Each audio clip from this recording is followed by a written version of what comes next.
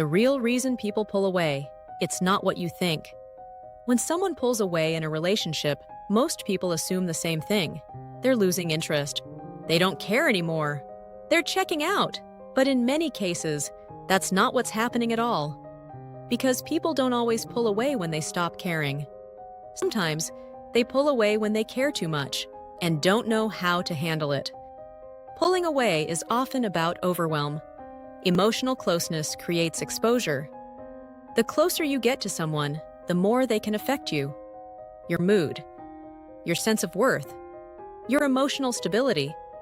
For some people, that level of closeness feels overwhelming. Not because they don't want connection, but because they don't feel equipped to handle it. So instead of leaning in, they create distance.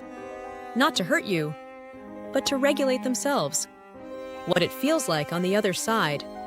But if you're on the receiving end, it doesn't feel like self-protection. It feels like rejection. You start asking, what did I do wrong? Why are they changing? Why am I not enough anymore? So you do what most people do. You reach harder. You try to close the gap. More texts, more questions, more effort. But here's the problem. The more you pursue, the more they feel overwhelmed. And the more they pull away. The pursuer-withdrawer trap. This is where couples get stuck. One partner moves closer, the other moves back. One seeks reassurance, the other seeks space. Both are reacting to fear. One fears abandonment. The other fears losing control or being consumed. And instead of recognizing the pattern, they start blaming each other. You're too distant. You're too needy, but neither is the real problem. The pattern is why this pattern escalates. Over time, this dynamic intensifies. The pursuer becomes more anxious, more reactive, more urgent. The withdrawer becomes more shut down, more avoidant, more emotionally unavailable. And eventually, both partners feel misunderstood. One feels abandoned. The other feels pressured. And the relationship begins to feel unsafe for both people. What actually breaks the cycle? Breaking this cycle doesn't start with changing your partner. It starts with recognizing what's underneath the behavior. Fear, not indifference.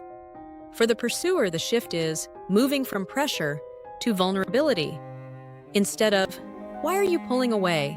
It becomes, when you pull away, I start to feel alone. For the withdrawer, the shift is moving from distance to presence. Not solving everything, just staying engaged a little longer than feels comfortable. Because change doesn't happen when one person wins.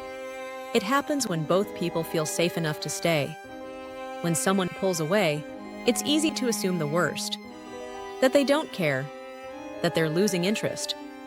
But often, what looks like disconnection is actually fear in disguise. And when two people learn to see that clearly, the dynamic begins to change. Because the goal isn't to stop needing each other, it's to learn how to stay without losing yourself in the process.